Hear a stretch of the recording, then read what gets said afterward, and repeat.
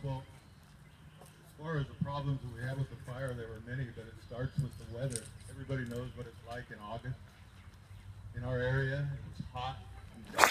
This fire started in Niemeyer's barn, which is a wooden, drafty building. By the time that we got the alarm and were able to make it to the scene, that building was fully involved and had already collapsed to the ground. Radiant heat was hitting all the other buildings and they were starting fires. Even then, we thought maybe we had a chance to put the fire out. But when we hooked up our hoses to our water mains, it just didn't have the pressure to create enough of a stream to do it.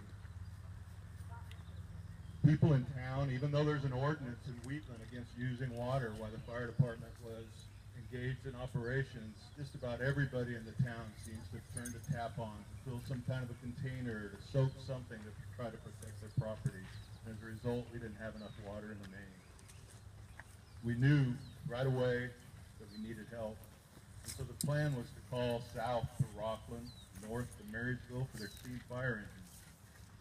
By the time we got to the telegraph office to do it, the telegraph and telephone wires had been burned through, and we had no communication with the outside world at all. Luckily, we thought at the time, the railroad agent was able to get a hold of a fire train that was in Lincoln to have it sent here. A fire train that brings a crew and brings tank cars full of water. Fortunately, the fire train that was sent had one tank car of water and a green crew that had really never fought a fire before. South of town, there was a car of sulfur burning and it was blocking the tracks. A more experienced crew would have known that there's no way they were putting this out, and they would have found a way to push it through, which eventually happened, but this crew decided to stop and attack that fire using 30 minutes of precious time and about half of the water in that futile attempt.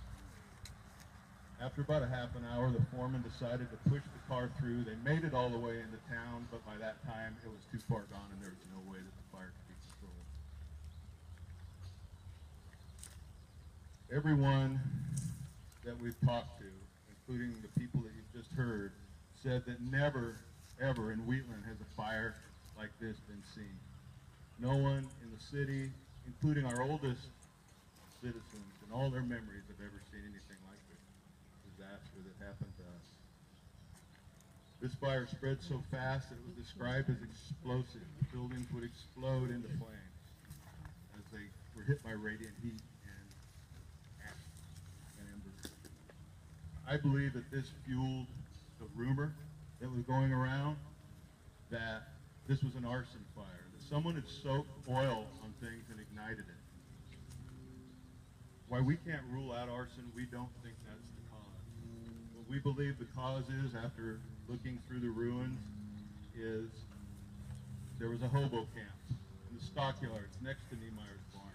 And little Paulie Niemeyer himself, not an hour before the fire started, saw 3 hobos cooking their lunch in a fire just feet from the barn.